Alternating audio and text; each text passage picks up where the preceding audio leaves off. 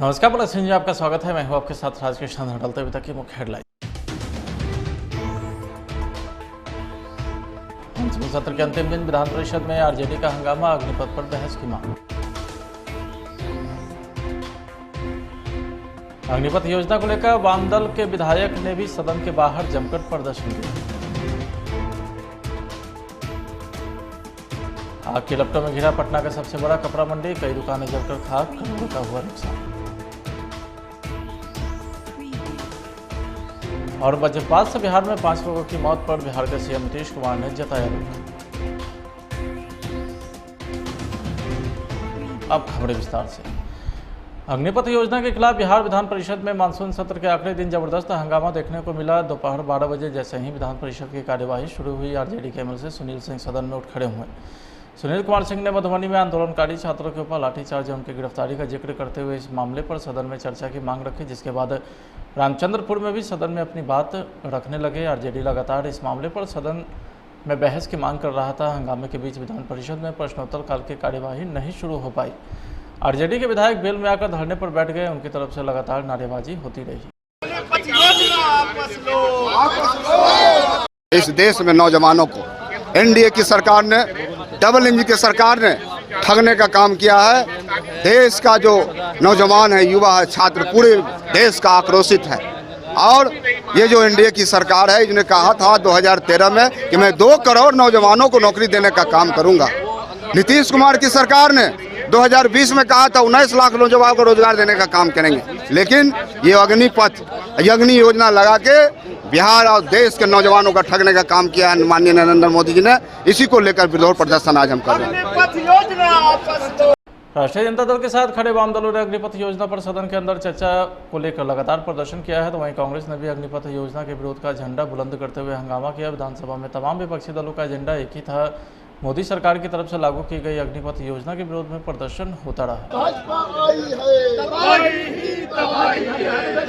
भाई, अग्निपथ योजना युवकों को 4 साल की नौकरी का हुआ है। क्या आप पूछ रहे हैं कि आज इतने दिनों से कर रहे हैं? पूरे देश में सत्याग्रह हो रहा है हम लोगों का। युवक क्या, माता पिता क्या ये 4 वर्ष के लिए बच्चे को शिक्षा देते हैं? क्या अपना पेट काट के पढ़ाते हैं इसलिए 4 साल की नौकरी मिले, उसका रिटायर हो जाए? जब वो शादी करे तो उसको पत्नी लिखे कि मेरा रिटायर्ड हस्बैंड है। जब बच्चे का स्कूल में एडमिशन हो तो लिखे मैं रिटायर्ड फादर। यह बिल्कुल युवकों के साथ विश्वासघात है। और युवक ही देश की शक्ति है। सत्ता पक्ष में भी जो लोग हैं उनको मैं आपके माध्यम से कहना चाहता हूँ, आप भी युवकों के वोट पे आते हैं। अगर आप उसका साथ नहीं देंगे तो युवक माफ नहीं करेगा। 2024 में वो गद्दी से उखाड़ फेंकेंगे। अजीत जी, विधानसभा में चाहते कार्य स्थगन प्रस्ताव जो हम लाते हैं उसको मंजूरी हो, उसमें बहस हो, प्रस्ताव पास करके केंद्र सरकार को भेजा जाए उसको वापस लेने के लिए। सर, पूरा सदन आप लोग मांग करते रहे लेकिन सरकार सुनने के लिए तैयार नहीं है। भैया, सरकार अगर अडिग है तो हम तो जनता के, युवाओं के हक में बात करेंगे। हमको जनता क्यों जिता के भेजी है? युवक लोग क्यों जिता के भेजा है? अगर आज हम इस अग्निपथ योजना का विरोध नहीं करेंगे तो युवक हम लोग को माफ नहीं करेंगे, किसी भी नेता। अग्निपथ योजना को लेकर के अंतिम दिन भी वामपंथी दलों का प्रदर्शन देखने को मिला। वामपंथी दलों के विधायक ने सदन के बाहर जमकर प्रदर्शन किया। अग्निपथ योजना पर सदन के अंदर बहस कराने की मांग की। आपको बता दें कि अग्निपथ योजना को लेकर पहले दिन से ही विपक्षी पार्टी का प्रदर्शन सदन के अंदर और बाहर देखने को मिल रहा है। अग्निपथ योजना महंगाई और बुलडोजर राज के खिलाफ आज वामपंथ के तरफ से विरोध प्रदर्शन हो रहे हैं। हम चाहते हैं कि महंगाई और बुलडोजर अग्निपथ योजनाओं पर सार्थक चर्चा हो और इसका स्पष्ट समाधान निकले। इसको लेकर आज सदन के अंदर, सदन के बाहर आज हम प्रदर्शन कर भारत की सरकार और बिहार की सरकार को ध्यान आकृष्ट करना चाहते हैं। ये जनहित के मुद्दे हैं और इन मुद्दों पर चर्चा हो, जनता के सवालों का समाधान हो। लेकिन सरकार जो है सार्थक चर्चा और समाधान के लिए तैयार नहीं है। इसलिए आज सदन के अंदर और कल से सड़कों पर आंदोलन होंगे। उसी के मांग के साथ साथ बिहार के भीतर वैशाली जिले के रंजीत सहनी के परिवार भूख से तबाह होकर के 5 लोगों ने आत्महत्या कर लिया। इसका जवाब भी भाजपा जगदीश सरकार से मांगेंगे। साथ ही हम लोग ये भी मांग करेंगे कि बिहार सरकार एक प्रस्ताव पास करके केंद्र सरकार को भेजे कि अग्निपथ योजना वापस हो। अग्निपथ योजना दरअसल ये नौकरी की योजना और देश सेवा की योजना नहीं, बल्कि एक रिटायरमेंट की योजना है। यह देश के सुरक्षा के लिए भी खतरनाक है और हम देख रहे हैं कि पूरे देश को सरकार ठेका पर दे रही है और उसी क्रम में सेना को भी ठेका पर दे रही है। जब से भाजपा आई है पूरे देश में तबाही मचा है। बिहार में भूख से मौतें हो रही है, लोग आत्महत्या करने के लिए मजबूर हैं। ये सारे मुद्दा इस बार सदन में हम लोग जाकर के उठाएंगे। अतिक्रमण का मामला पिछले सदन से ही उठ रहा था। मैंने सभी विधायकों से सदन में कहा था कि अतिक्रमण को लेकर के मुझसे कोई पैरवी नहीं करिएगा। आज आपके माध्यम से मैं सभी विधायकों को धन्यवाद देना चाहता हूं कि उन्होंने कोई पैरवी नहीं की। 5 करोड़ रुपया अतिक्रमण खाली कराने के लिए आवंटित भी हुए हैं। बरसात के कारण थोड़ी समस्या है, लेकिन जल्द हम सभी अतिक्रमण को हटा लेंगे। निश्चित रूप से अतिक्रमण का मामला पिछले सत्र से ही गुजरा है और उस गुजरने के कारण मैंने संकल्प लिया था कि अतिक्रमण मैं पूरे बिहार का खाली कराऊंगा। उसमें प्रयासरत मैं अपने तमाम विधायकों को भी धन्यवाद देना चाहता हूं। उन्होंने मुझे पैरवी करके ये नहीं कहा कि इस अतिक्रमण को रोका जाए। मैंने सदन के अंदर कहा था कि आप पैरवी नहीं कीजिएगा। तो इसके लिए पुनः आपके चैनल के माध्यम से उनको मैं धन्यवाद देना चाहता हूं कि कोई विधायक और कोई माननीय विधान परिषद ने नहीं रोका है। इसका सफलता मुझे प्राप्त हुआ। कल तक जो रिपोर्ट मेरे पास था 1556 विधान परिषद में मैंने कहा, आज 1644 रिपोर्ट मेरे पास आ गया है और इससे भी मुझे पूरी उम्मीद है कि इससे ज़्यादा अतिक्रमण खाली हुआ है, क्योंकि पोर्टल पर अपलोड नहीं हुआ है। अपलोड होते ही मैं आपको बताऊंगा और कल ही 5 करोड़ रुपया अतिक्रमण खाली कराने के लिए आवंटित भी हुआ है, जो बहुत जल्द सबके खाते में पैसा जा रहा है और इसके जाने के बाद और तेजी से अतिक्रमण खाली होगा। थोड़ा बरसात के कारण प्रॉब्लम हो सकता है, लेकिन यह अतिक्रमण का काम चलता रहेगा। महाराष्ट्र में आपकी सरकार जो है लगभग खबर राजधानी पटना से सामने आ रही है, जहां पीराबहोर थाना क्षेत्र के हथुआ मार्केट में भीषण आग लगी है। बताया जाता है कि आग लगी की इस घटना में मार्केट के कई दुकानें जलकर खाक हो गई। तो वहीं आग लगी की इस घटना से इन दुकानों में लगभग करोड़ों रुपए के कपड़े जलकर खाक हो गए। आग लगी की घटना के बाद बड़ी संख्या में सुबह से ही लोगों की भीड़ जमा हो गई। फिलहाल घटना की सूचना के बाद दमकल की आधा दर्जन गाड़ी आग बुझाने के लिए वहां पर पहुंच गई। हालांकि आग पर अभी भी पूरी तरीके से काबू नहीं पाया जा सका है। अगलगी की घटना कैसे हुई इसके बारे में अभी तक कुछ भी स्पष्ट नहीं है।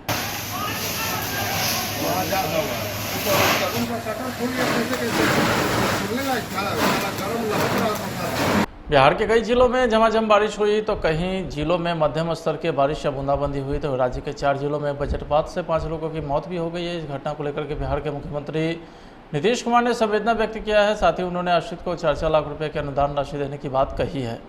मुख्यमंत्री नीतीश कुमार ने अपने ट्विटर हैंडल के माध्यम से कहा है कि राज्य के 4 जिलों में वज्रपात से 5 लोगों की दुखद मृत्यु हुई है। प्रभावित परिवार के प्रति गहरी संवेदना है। सभी मृतक के परिजनों को 4-4 लाख रुपया अनुग्रह अनुदान दिया जाएगा। साथ ही सीएम नीतीश कुमार ने लोगों से घरों में सुरक्षित रहने की भी अपील की है। देश में कोरोना के मामले तेजी से बढ़ रहे हैं। बात यदि बिहार की करें तो पिछले 24 घंटे के अंदर कोरोना के कुल 180 से ज़्यादा मामले सामने आए हैं, जिसमें सबसे अधिक कोरोना संक्रमित मरीज पटना में है। पटना में कोरोना पॉजिटिव केस 100 के पार है। पटना के बाद दरभंगा में कोरोना मरीज की संख्या अधिक है। दरभंगा में कुल संक्रमित मरीज की संख्या 10 है। बिहार में कोरोना के एक्टिव मरीजों की संख्या 933 हो गई है। विगत 24 घंटे में कुल 1,31,912 सैंपल की जाँच हुई, जिसमें 178 लोगों की रिपोर्ट कोरोना पॉजिटिव मिली है। नेपाल जल अधिग्रहण क्षेत्र में लगातार हो रहे वर्षा के कारण मधुबनी जिला के जयनगर अनुमंडल मुख्यालय स्थित कमला नदी के जलस्तर में वृद्धि देखी जा रही है। जलस्तर के वृद्धि के कारण नदी खतरे के निशान के करीब पहुंच गई है। पड़ोसी राष्ट्र नेपाल सहित जिले में बीते 3 दिनों से लगातार बारिश के कारण कमला नदी के जलस्तर में वृद्धि देखी जा रही है। नदी के जलस्तर में वृद्धि के कारण आसपास के इलाकों के लोग दहशत में हैं। जलस्तर में वृद्धि के कारण बराज निर्माण कार्य भी बंद कर दिया गया है।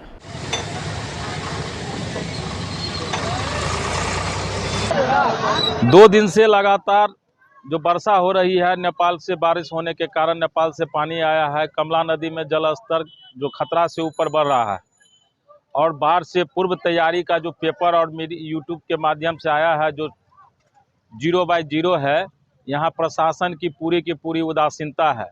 और बाढ़ पूर्व तैयारी या भी वर्तमान समय में कमला नदी में जो बाढ़ बढ़ रही है और जो व्यवस्था होनी चाहिए प्रशासन के तरफ से कोई व्यवस्था नहीं, जिसका उदाहरण है कि नगर पंचायत के 12 नंबर वार्ड और 7 नंबर वार्ड में भयंकर कटाव की स्थिति बरकरार है। बगल में जो डैम बन रहा था उसका भी काम अवरुद्ध चल रहा है। और उससे पूर्व बांध पर पूर्व के भांति जो हजारों बोरा भरा कर रखा जाता था, यहाँ के जल संसाधन विभाग के पदाधिकारी और स्थानीय एसडीओ और डीएसपी के लापरवाही के कारण अवैध उगाही के कारण जो संवेदक के द्वारा बड़े पैमाने पर बाढ़ से पूर्व तैयारी होना चाहिए, जो तैयारी नहीं है, कहीं न कहीं प्रशासन और सरकार की विफलता है। मुझे लगता है कि यह जो सरकार, ये जो जल संसाधन मंत्री है, कहीं न कहीं मंत्री का मंशा खराब है कि कमला नदी की बांध की टूटाव हो और करोड़ों अरबों रुपया की लूट मचाए, और प्रशासन और मंत्री लूटने में कामयाब होने के चलते यह शिथिलता बरतती है। हम मांग करते हैं सरकार से और स्थानीय प्रशासन से कि कमला नदी के दोनों तटबंध पर काफ़ी मात्रा में सुरक्षा और बाढ़ पूर्व तैयारी किया जाए, जिससे आम जनजीवन अस्त व्यस्त नहीं हो, उनकी सुरक्षा मिले। शशि भूषण प्रसाद, मार्क्सवादी कम्युनिस्ट पार्टी के जिला सचिव मंडल सदस्य। कमला नदी में जल स्तर वृद्धि होने के कारण कमला नदी से सटा हुआ गांव शहर बिल्कुल प्रभावित हो चुका है। शहर के वार्ड नंबर 7 और 12 के किनारे, नदी के किनारे बसे लोगों के इर्द गिर्द में कटनियाँ जारी है। तो वहीं मधुबनी के हरलाखी में शांतिपूर्ण माहौल में निष्पक्ष भयमुक्त मत्स्यजीवी सहयोग समिति का चुनाव संपन्न कराया गया। इस दौरान पूरे दिन बारिश होने के बाद भी मतदाता में काफ़ी उत्साह देखा गया। सभी मतदाता छाता ताने घंटों लाइन में खड़े होकर अपनी बारी की प्रतीक्षा करते हुए अपने मताधिकार का प्रयोग किया। तो वहीं मतदान समाप्ति के बाद प्रखंड के ई किसान भवन में मतगणना कड़ी सुरक्षा के बीच शांतिपूर्ण ढंग से संपन्न हुई। कई घंटे तक मतगणना के बाद देर रात को वीडियो ने परिणाम घोषित किया, जहां मंत्री पद पर मोहित सहनी को 603 मत मिले हैं, तो वहीं लक्ष्मी सहनी को 321 मत मिले। सुनिए,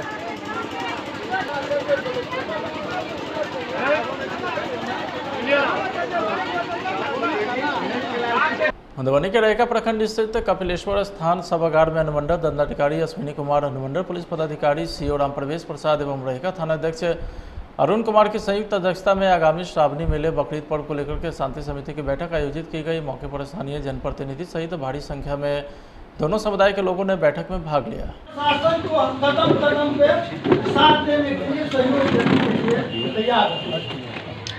बिहार में मानसून के सक्रिय होते ही नगर निगम से लेकर के सरकार तक की दावों की पोल खुलने लगी है। मानसून के पहली बारिश में ही राजधानी पटना के कई इलाके तो जलमग्न हुए ही, साथ ही पटना का राजीव नगर थाना भी पूरी तरीके से डूब गया है। थाना परिसर में घुटने तक पानी भरा हुआ है। कई जरूरी दस्तावेज हो या फिर टेबल कुर्सी पानी में डूब गए हैं। थाना में डाटा एंट्री ऑपरेटर बताते हैं कि शुक्रवार को थाना पूरी तरीके से शिफ्ट हो जाएगा, और उससे पहले भी कई ऐसे सामान हैं जो शिफ्ट कराए जा चुके हैं। लेकिन सवाल यह है कि राजीव नगर थाना हर साल डूबता है, डूबने से पहले इस तरीके की कदम क्यों नहीं उठाया जाता है।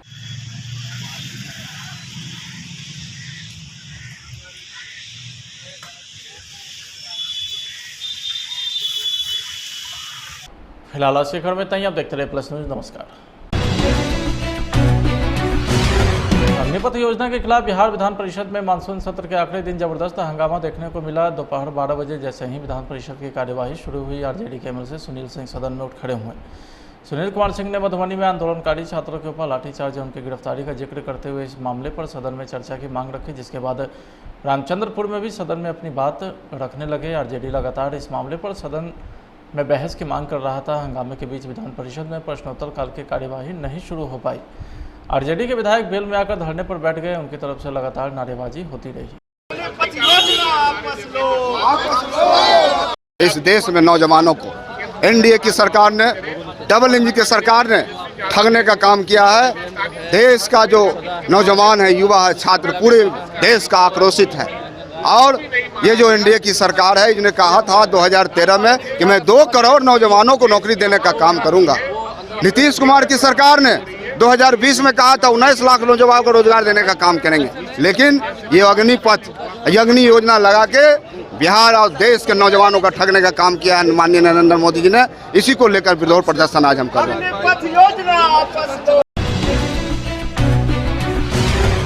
राष्ट्रीय जनता दल के साथ खड़े वाम दलों ने अग्निपथ योजना पर सदन के अंदर चर्चा को लेकर लगातार प्रदर्शन किया है। तो वहीं कांग्रेस ने भी अग्निपथ योजना के विरोध का झंडा बुलंद करते हुए हंगामा किया। विधानसभा में तमाम विपक्षी दलों का एजेंडा एक ही था, मोदी सरकार की तरफ से लागू की गई अग्निपथ योजना के विरोध में प्रदर्शन होता रहा। भाई, अग्निपथ योजना युवकों को 4 साल की नौकरी का हुआ है। क्या आप पूछ रहे हैं कि आज इतने दिनों से कर रहे हैं? पूरे देश में सत्याग्रह हो रहा है हम लोगों का। युवक क्या, माता पिता क्या ये 4 वर्ष के लिए बच्चे को शिक्षा देते हैं? क्या अपना पेट काट के पढ़ाते हैं इसलिए 4 साल की नौकरी मिले उसका रिटायर हो जाए, जब वो शादी करे तो उसको पत्नी लिखे कि मेरा रिटायर्ड हस्बैंड है, जब बच्चे का स्कूल में एडमिशन हो तो लिखे मैं रिटायर्ड फादर। यह बिल्कुल युवकों के साथ विश्वासघात है और युवक ही देश की शक्ति है। सत्ता पक्ष में भी जो लोग हैं उनको मैं आपके माध्यम से कहना चाहता हूँ, आप भी युवकों के वोट पे आते हैं, अगर आप उसका साथ नहीं देंगे तो युवक माफ नहीं करेगा, 2024 में वो गद्दी से उखाड़ फेंकेंगे। अजीत जी विधानसभा में चाहते कार्य स्थगन प्रस्ताव जो हम लाते हैं उसको मंजूरी हो, उसमें बहस हो, प्रस्ताव पास करके केंद्र सरकार को भेजा जाए उसको वापस लेने के लिए। सर पूरा सदन आप लोग मांग करते रहे लेकिन सरकार सुनने के लिए तैयार नहीं है। भैया सरकार अगर अडिग है तो हम तो जनता के युवाओं के हक में बात करेंगे। हमको जनता क्यों जिता के भेजी है, युवक लोग क्यों जिता के भेजा है। अगर आज हम इस अग्निपथ योजना का विरोध नहीं करेंगे तो युवक हम लोग को माफ नहीं करेंगे किसी भी नेता। अग्निपथ योजना को लेकर के अंतिम दिन भी वामपंथी दलों का प्रदर्शन देखने को मिला। वामपंथी दलों के विधायक ने सदन के बाहर जमकर प्रदर्शन किया। अग्निपथ योजना पर सदन के अंदर बहस कराने की मांग की। आपको बता दें कि अग्निपथ योजना को लेकर पहले दिन से ही विपक्षी पार्टी का प्रदर्शन सदन के अंदर और बाहर देखने को मिल रहा है। अग्निपथ योजना महंगाई और बुलडोजर राज के खिलाफ आज वामपंथ के तरफ से विरोध प्रदर्शन हो रहे हैं। हम चाहते हैं कि महंगाई और बुलडोजर अग्निपथ योजनाओं पर सार्थक चर्चा हो और इसका स्पष्ट समाधान निकले। इसको लेकर आज सदन के अंदर सदन के बाहर आज हम प्रदर्शन कर भारत की सरकार और बिहार की सरकार को ध्यान आकृष्ट करना चाहते हैं। ये जनहित के मुद्दे हैं और इन मुद्दों पर चर्चा हो, जनता के सवालों का समाधान हो, लेकिन सरकार जो है सार्थक चर्चा और समाधान के लिए तैयार नहीं है। इसलिए आज सदन के अंदर और कल से सड़कों पर आंदोलन होंगे। उसी के मांग के साथ साथ बिहार के भीतर वैशाली जिले के रंजीत सहनी के परिवार भूख से तबाह होकर के 5 लोगों ने आत्महत्या कर लिया। इसका जवाब भी भाजपा जगदीश सरकार से मांगेंगे। साथ ही हम लोग ये भी मांग करेंगे कि बिहार सरकार एक प्रस्ताव पास करके केंद्र सरकार को भेजे कि अग्निपथ योजना वापस हो। अग्निपथ योजना दरअसल ये नौकरी की योजना और देश सेवा की योजना नहीं बल्कि एक रिटायरमेंट की योजना है। यह देश के सुरक्षा के लिए भी खतरनाक है और हम देख रहे हैं कि पूरे देश को सरकार ठेका पर दे रही है और उसी क्रम में सेना को भी ठेका पर दे रही है। जब से भाजपा आई है पूरे देश में तबाही मचा है। बिहार में भूख से मौतें हो रही है, लोग आत्महत्या करने के लिए मजबूर हैं। ये सारे मुद्दा इस बार सदन में हम लोग जाकर के उठाएंगे।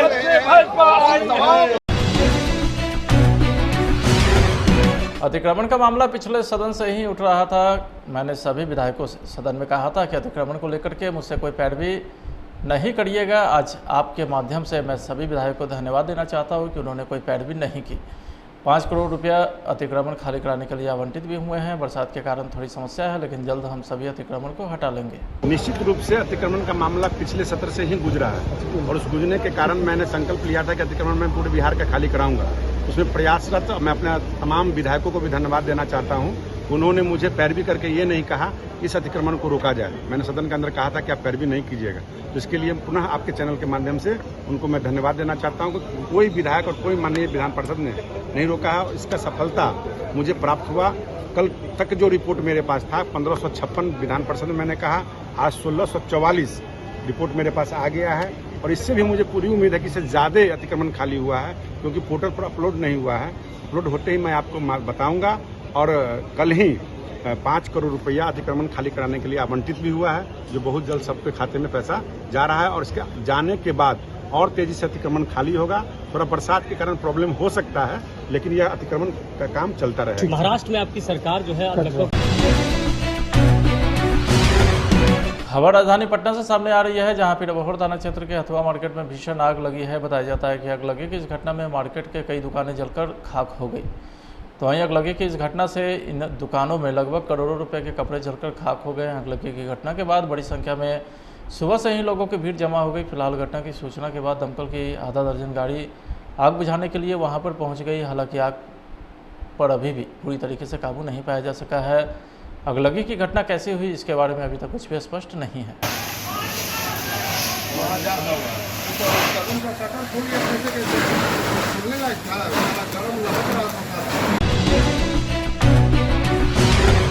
बिहार के कई जिलों में झमाझम बारिश हुई तो कहीं जिलों में मध्यम स्तर की बारिश या बूंदाबांदी हुई तो राज्य के 4 जिलों में वज्रपात से 5 लोगों की मौत भी हो गई है। इस घटना को लेकर के बिहार के मुख्यमंत्री नीतीश कुमार ने संवेदना व्यक्त किया है। साथ ही उन्होंने आश्रित को 4-4 लाख रुपए की अनुदान राशि देने की बात कही है। मुख्यमंत्री नीतीश कुमार ने अपने ट्विटर हैंडल के माध्यम से कहा है कि राज्य के 4 जिलों में वज्रपात से 5 लोगों की दुखद मृत्यु हुई है। प्रभावित परिवार के प्रति गहरी संवेदना है। सभी मृतक के परिजनों को 4-4 लाख रुपया अनुग्रह अनुदान दिया जाएगा। साथ ही सीएम नीतीश कुमार ने लोगों से घरों में सुरक्षित रहने की भी अपील की है। देश में कोरोना के मामले तेजी से बढ़ रहे हैं। बात यदि बिहार की करें तो पिछले 24 घंटे के अंदर कोरोना के कुल 180 से ज़्यादा मामले सामने आए हैं, जिसमें सबसे अधिक कोरोना संक्रमित मरीज पटना में है। पटना में कोरोना पॉजिटिव केस 100 के पार है। पटना के बाद दरभंगा में कोरोना मरीज की संख्या अधिक है। दरभंगा में कुल संक्रमित मरीज की संख्या 10 है। बिहार में कोरोना के एक्टिव मरीजों की संख्या 933 हो गई है। विगत 24 घंटे में कुल 1,31,912 सैंपल की जांच हुई, जिसमें 178 लोगों की रिपोर्ट कोरोना पॉजिटिव मिली है।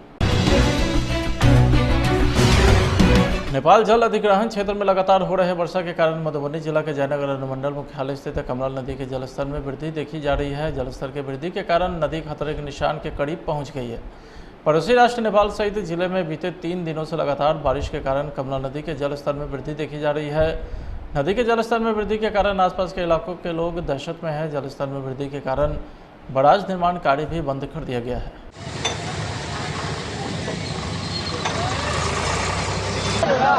दो दिन से लगातार जो वर्षा हो रही है, नेपाल से बारिश होने के कारण नेपाल से पानी आया है। कमला नदी में जल स्तर जो खतरा से ऊपर बढ़ रहा है और बाढ़ से पूर्व तैयारी का जो पेपर और मेरी यूट्यूब के माध्यम से आया है, जो 0/0 है, यहाँ प्रशासन की पूरी उदासीनता है। और बाढ़ पूर्व तैयारी या भी वर्तमान समय में कमला नदी में जो बाढ़ बढ़ रही है और जो व्यवस्था होनी चाहिए प्रशासन के तरफ से कोई व्यवस्था नहीं, जिसका उदाहरण है कि नगर पंचायत के 12 नंबर वार्ड और 7 नंबर वार्ड में भयंकर कटाव की स्थिति बरकरार है। बगल में जो डैम बन रहा था उसका भी काम अवरुद्ध चल रहा है। और उससे पूर्व बांध पर पूर्व के भांति जो हजारों बोरा भरा के रखा जाता था, यहाँ के जल संसाधन विभाग के पदाधिकारी और स्थानीय एसडीओ और डीएसपी के लापरवाही के कारण, अवैध उगाही के कारण जो संवेदक के द्वारा बड़े पैमाने पर बाढ़ से पूर्व तैयारी होना चाहिए, जो तैयारी नहीं है, कहीं न कहीं प्रशासन और सरकार की विफलता है। मुझे लगता है कि यह जो सरकार, ये जो जल संसाधन मंत्री है, कहीं न कहीं मंत्री का मंशा खराब है कि कमला नदी की बांध की टूटाव हो और करोड़ों अरबों रुपया की लूट मचाए और प्रशासन और मंत्री लूटने में कामयाब होने के चलते यह शिथिलता बरतती है। हम मांग करते हैं सरकार से और स्थानीय प्रशासन से कि कमला नदी के दोनों तटबंध पर काफ़ी मात्रा में सुरक्षा और बाढ़ पूर्व तैयारी किया जाए, जिससे आम जनजीवन अस्त व्यस्त नहीं हो, उनकी सुरक्षा मिले। शशि भूषण प्रसाद, मार्क्सवादी कम्युनिस्ट पार्टी के जिला सचिव मंडल सदस्य। कमला नदी में जल स्तर वृद्धि होने के कारण कमला नदी से सटा हुआ गांव शहर बिल्कुल प्रभावित हो चुका है। शहर के वार्ड नंबर 7 और 12 के किनारे, नदी के किनारे बसे लोगों के इर्द गिर्द में कटनियां जारी है। वहीं मधुबनी के हरलाखी में शांतिपूर्ण माहौल में निष्पक्ष भयमुक्त मत्स्यजीवी सहयोग समिति का चुनाव संपन्न कराया गया। इस दौरान पूरे दिन बारिश होने के बाद भी मतदाता में काफ़ी उत्साह देखा गया। सभी मतदाता छाता ताने घंटों लाइन में खड़े होकर अपनी बारी की प्रतीक्षा करते हुए अपने मताधिकार का प्रयोग किया। तो वहीं मतदान समाप्ति के बाद प्रखंड के किसान भवन में मतगणना कड़ी सुरक्षा के बीच शांतिपूर्ण ढंग से संपन्न हुई। कई घंटे तक मतगणना के बाद देर रात को वीडियो ने परिणाम घोषित किया, जहां मंत्री पद पर मोहित सहनी को 603 मत मिले हैं तो वहीं लक्ष्मी सहनी को 321 मत मिले। सुनिए,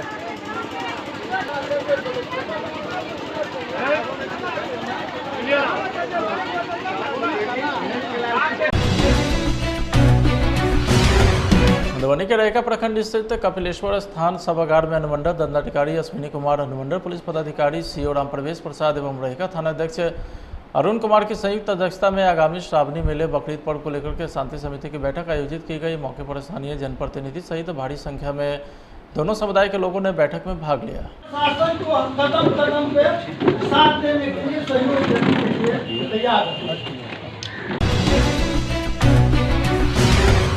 बिहार में मानसून के सक्रिय होते ही नगर निगम से लेकर के सरकार तक की दावों की पोल खुलने लगी है। मानसून के पहली बारिश में ही राजधानी पटना के कई इलाके तो जलमग्न हुए ही, साथ ही पटना का राजीव नगर थाना भी पूरी तरीके से डूब गया है। थाना परिसर में घुटने तक पानी भरा हुआ है। कई जरूरी दस्तावेज हो या फिर टेबल कुर्सी पानी में डूब गए हैं। थाना में डाटा एंट्री ऑपरेटर बताते हैं कि शुक्रवार को थाना पूरी तरीके से शिफ्ट हो जाएगा और उससे पहले भी कई ऐसे सामान हैं जो शिफ्ट कराए जा चुके हैं। लेकिन सवाल यह है कि राजीव नगर थाना हर साल डूबता है, डूबने से पहले इस तरीके की कदम क्यों नहीं उठाया जाता है।